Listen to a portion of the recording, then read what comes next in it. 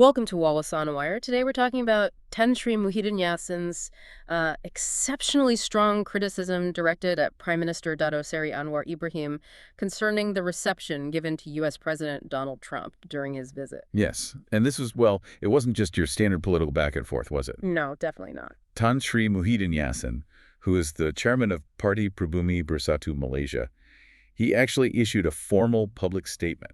Right. And it sharply condemned the Prime Minister's welcome of President Trump right there at the Kuala Lumpur International Airport. He didn't hold back, did he? I recall the term great shame was used. Exactly. He branded the level of warmth shown as a great shame for the nation.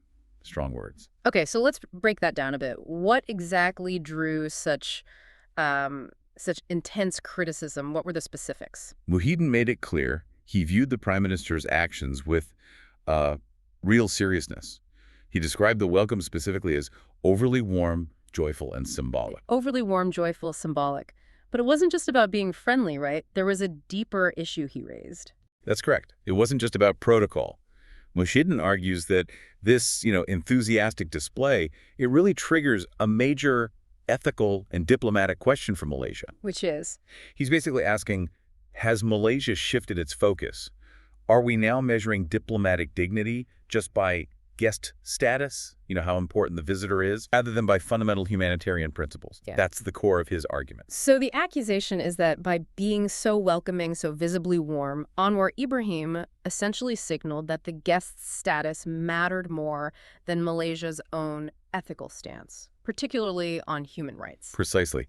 Muhyiddin is arguing this very visible prioritization devalues Malaysia's long-held moral position on the world stage. And coming from a former prime minister, the leader of the opposition, that elevates it significantly. Absolutely. It moves it from just political commentary to, well, a potential major foreign policy issue. And this wasn't happening in a vacuum, of course. He connected it directly to the situation in Palestine. Yes, and that's where the critique really lands, I think. He tied the reception directly to the ongoing humanitarian crisis.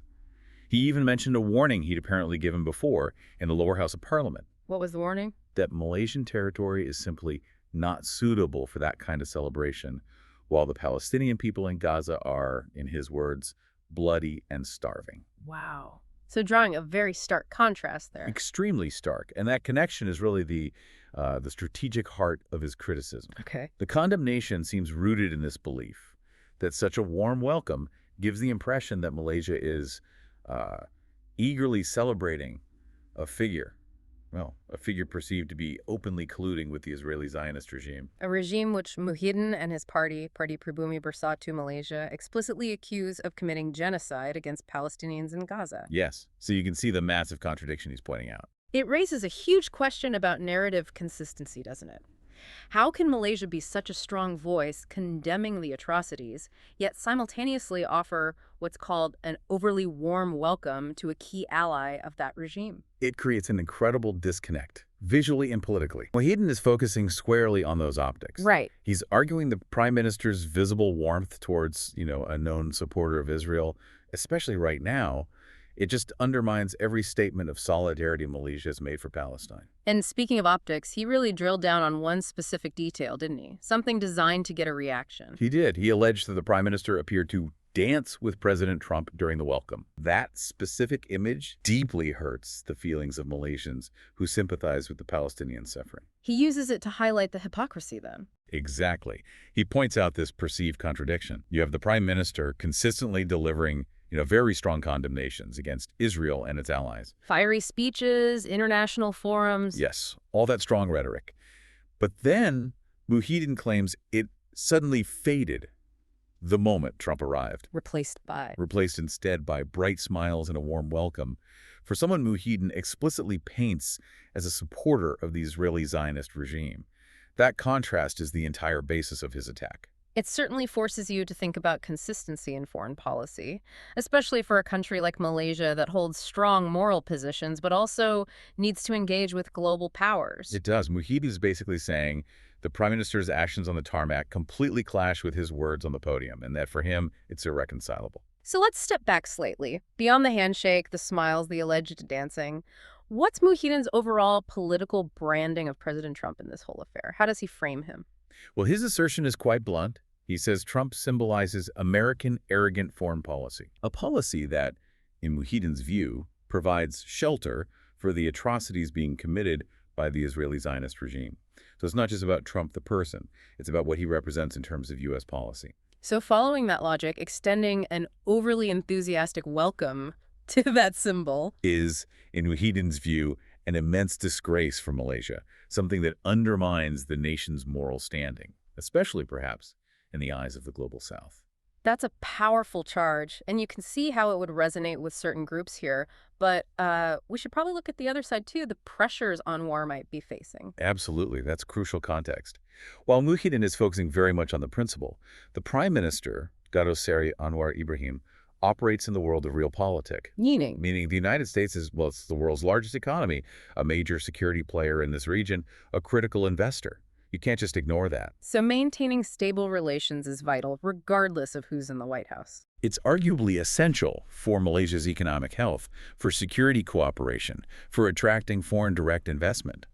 These are big factors. So the overly warm welcome, while maybe politically difficult at home, could be seen as, what, a necessary diplomatic move? You can interpret it that way, yes. A maneuver to ensure those critical bilateral ties, trade, security, investment, aren't damaged by Malaysia's very strong, principled stance on Gaza. It's a tightrope walk, then. A very difficult balancing act. How do you fiercely condemn U.S. policies supporting Israel, but also make sure the U.S. still sees Malaysia as a key, reliable partner in Southeast Asia? And Anwar's choice suggests he leaned towards securing the long-term relationship. It seems that way. The overly warm reception suggests maybe a temporary prioritization of that diplomatic necessity, perhaps hoping to separate the bilateral relationship from the specific political conflict over Gaza. Muhyiddin's entire point is that you can't separate them when such fundamental humanitarian principles are involved. Exactly.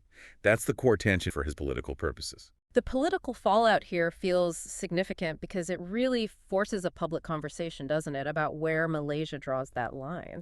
It does. Does maintaining those critical diplomatic and economic links with a superpower outweigh the perceived moral imperative to fully stand by stated principles regarding Gaza, even in terms of reception optics? It forces Malaysians really to think about the potential costs and trade-offs of foreign policy decisions. Yes, and that tension between pragmatic engagement and moral consistency, it's something Muhyiddin has brought right to the surface. And it probably won't go away anytime soon, not while the conflict continues. So it's clear this welcome was much more than just diplomatic routine. It became a flashpoint, really challenging Malaysia's ethical stance on a huge international crisis. Definitely. The question Muhyiddin really leaves us with is, what truly governed the Prime Minister's actions during that very public welcome? Was it humanitarian principle or diplomatic necessity? What do you think stands out most? For me, it's how this single event forces that difficult conversation about balancing national interest, diplomatic reality, and deeply held principles on a global stage. The implications are huge. Remember to like and subscribe for more videos like this.